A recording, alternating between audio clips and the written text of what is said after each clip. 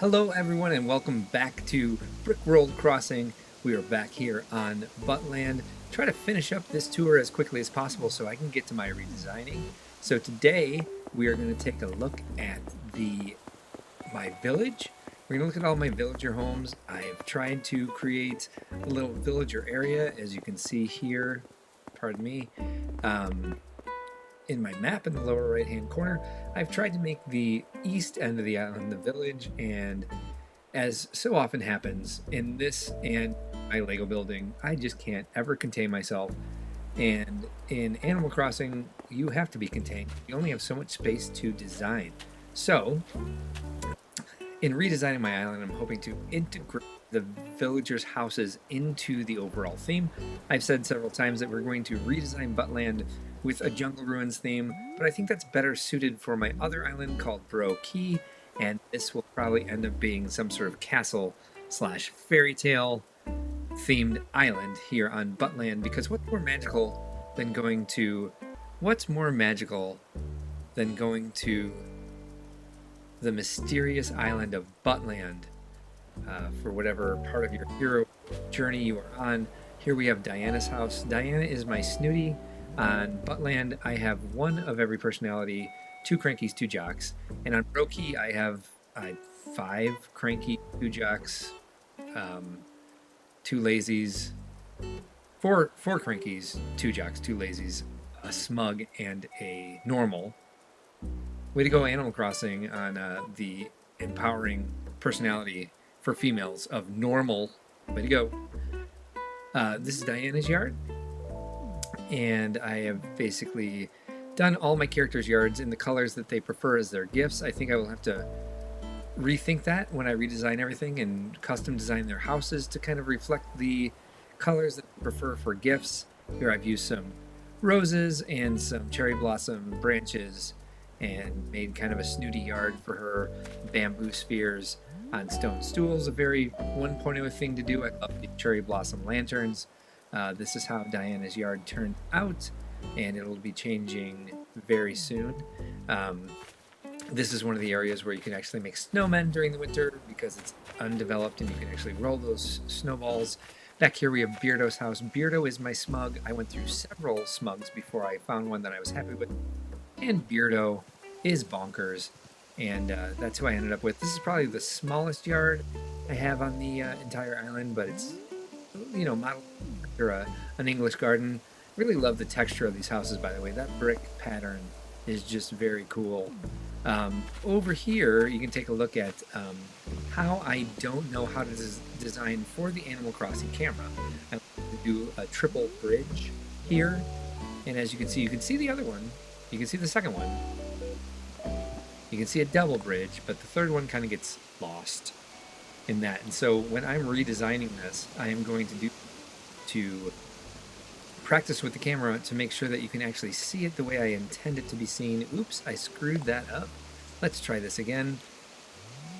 Trying my little camera trick here so that we can see as much as we can up here. And yep, you can kind of see that third bridge back there, but it definitely gets lost because I really wanted a diagonal bridge in the middle of this, and that doesn't give you a lot of depth. The Animal Crossing camera does not give you a lot of depth.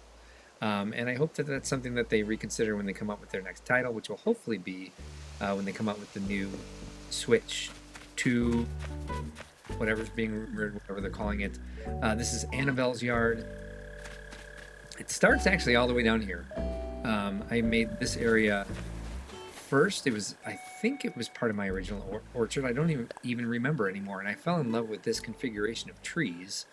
And just, through some relatively random looking now, but at the time I thought it was a good design with the flower wagon and the well and these outdoor lanterns directly up into her yard. And again, this is the same custom pattern I use for Diana's yard. Annabelle's colors are green and blue, so I reminded myself of that with the blue cushions of this Moroccan. Is that Moroccan? No, it's not. It's wicker furniture.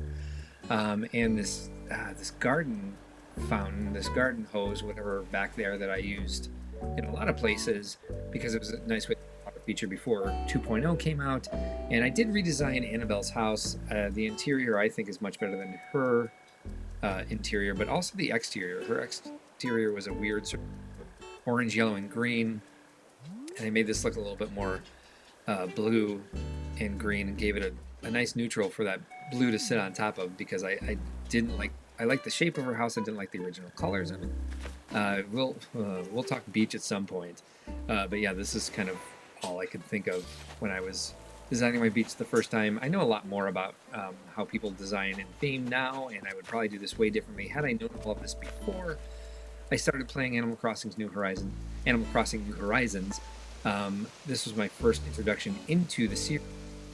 So there was a lot I didn't know about, didn't necessarily care about. It took me some searching to be like, how do I get this DIY recipe, before I even learned that there were different personalities.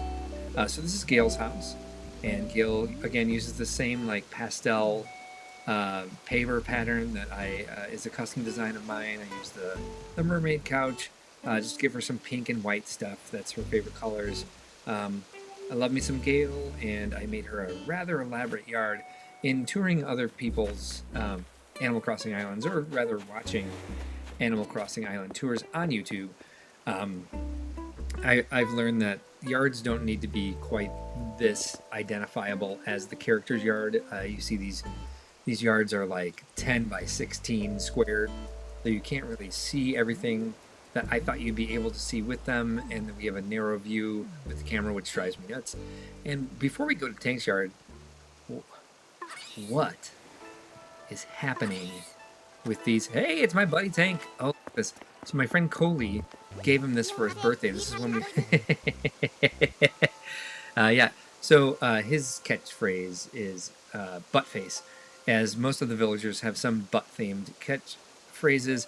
He's got his purple horns, his red workout shirt, and an eye patch. So my friend Coley came over on his birthday, and this was the first time we realized that you could give your friends, villagers, gifts on their birthday. And she had just bought an eye patch for my Nook's Cranny, and so she went into Tank's house. It was his birthday, and he was like, "Hey, do you have a gift for me?" And she was like, "Here's an eye patch," and he wears it all the time, and I love that. And just like that, he's gone. It turned 5 a.m. on March 6th, 2022. I am backwards time traveling, so I don't lose any days. I took off for like a year and a half, and I don't want to miss any time. So I had my morning announcements because it turned to 5 a.m. And you might have heard my clock chimes, which are based off the original song you have before you get the entire soundtrack, which is a very calm song that I love. You'll see it in some of the videos. And I will listen to it sometimes when I just need like a moment of calm.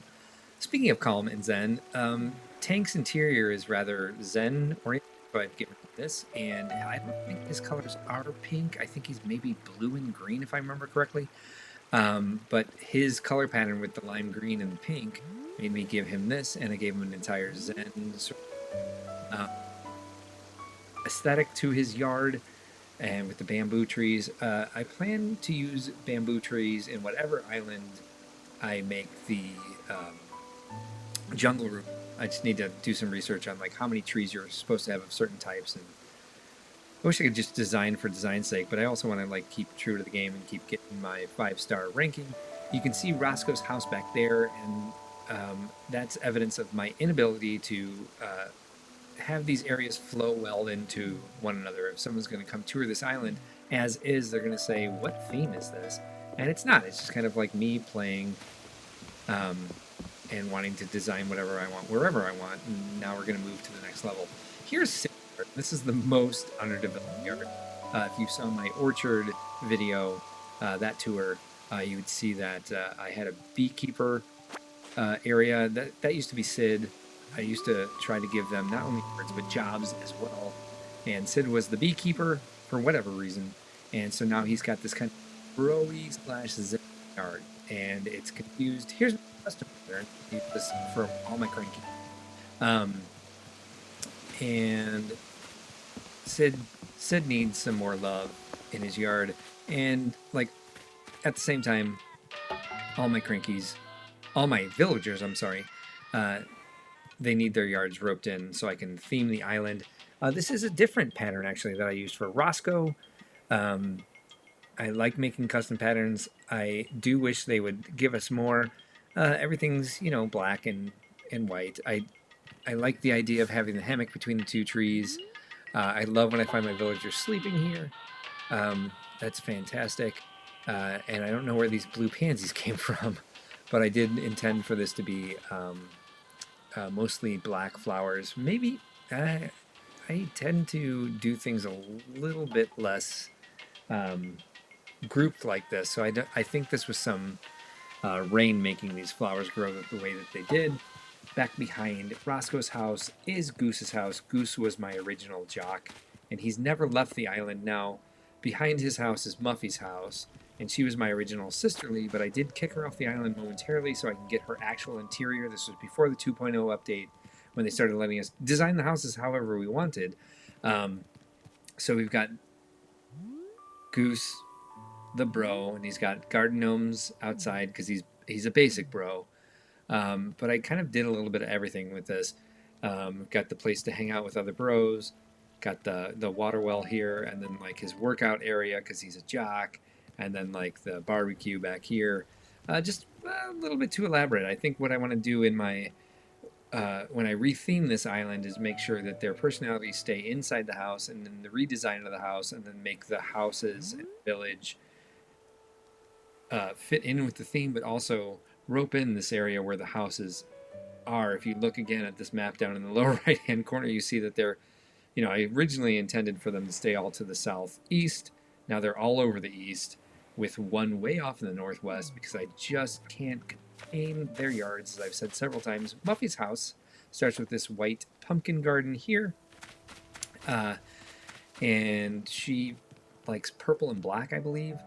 So I made a little garden area, again, custom path.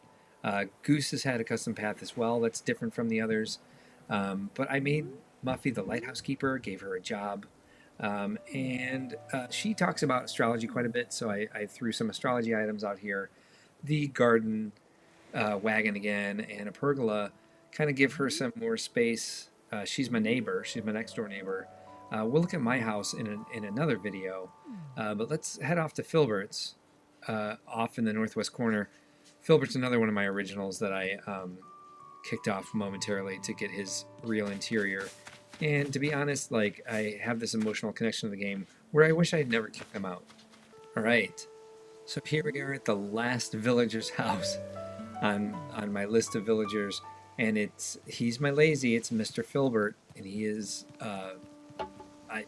very endearing to me. I love this character a lot. He's always been partially the farmer of the island. He used to have pumpkins before I moved those to the orchard. Now he's got the farm over here off to the bottom left. And so I gave him silo. I'm not sure how is effective now. I think what I will do when I redesign this, and I can't wait to get going because I have so many ideas, especially now since I'm pretty sure I'm going to go with that castle/fairy tale theme.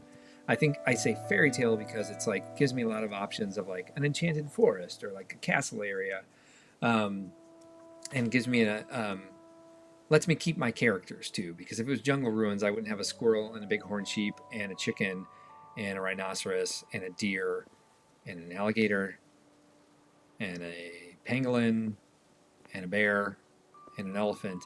Well, some of those work, but I think the house that sits back here, if I put a house back here, should sit on the rocks a bit and utilize this beautiful rock area that I have back here in my northwest corner that I've basically just put the Easter Island head on. Hi.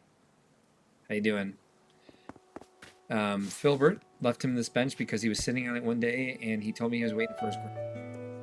I didn't realize that this was like generic canned dialogue and that all lazies are waiting for the grandma on whatever bench they sit on. I've given him some astrology stuff too because his interior is astrology based. When I first started playing the game, I was so unfamiliar with the cozy game style that when Goose gave me like a fuse box or something, I hung on to that thing forever because I thought it had something to do with some gameplay. I thought I would need it at some point. Like, will you use the fuse box like a role play game where you fix something or solve some puzzle with a fuse box, and it was just a fuse box, and like the air circulator, because it's a fan with the name that I wasn't familiar with, air circulator. I was like, oh, that must mean something. I got it from, I think, Peanut. No, not Peanut. Nibbles was one of the characters on my island, and I was like, this must be something really special. Bring the my island rating up, and it's just a damn fan. And so I put it on a cliff and left it out for probably months. Like, well, this is important. I'll lose my my my 3-star rating if I put this air circulator away. This is another custom pattern where I've done like the mossy paver. I need to, look, if I'm going to theme, I have to look at my custom pathways and make sure that I'm utilizing all of my slots, and I do something a little bit more creative than just like patio pavers with them. I've got my stone way here, of course, and I'm pretty happy with that. There's a lot of iterations of this, so it doesn't look like a pattern. But that is all of my villagers' houses. I'm looking forward to getting to the point where I'm doing speed builds and showing you how I redesigned this island. We got a couple places left that I would like us to check out together. The museum, of course, and then my house and the other resident rep's house on this island, Cubby. Again, not because I'm a Cubs fan, because I'm not.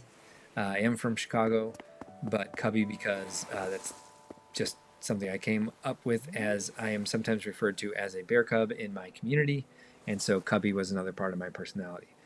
So that's all we have for this episode. Hope you enjoyed it. If you did, please leave a like and subscribe. And also, if you've got any suggestions for what you'd like to see me do with this island, please leave a comment, and I will do my best to incorporate or ignore. I can promise you either one of those things. I will either incorporate it or ignore it. That's what you need to do with constructive criticism. It's all about you and the way you want to design. So take care and have fun designing your islands. And thank you all for those who post online and post dream tours for inspiring me to do more with my Animal Crossing island. And also, let's all look forward to March of 2024 when we're going to see Animal Crossing sets from the LEGO group that we're really excited about. And hopefully we'll see a lot more in the future. And hopefully in the second half of 2024, we'll see a new Animal Crossing title or some sort of major update on their new platform. Take care, everyone, and be good to each other.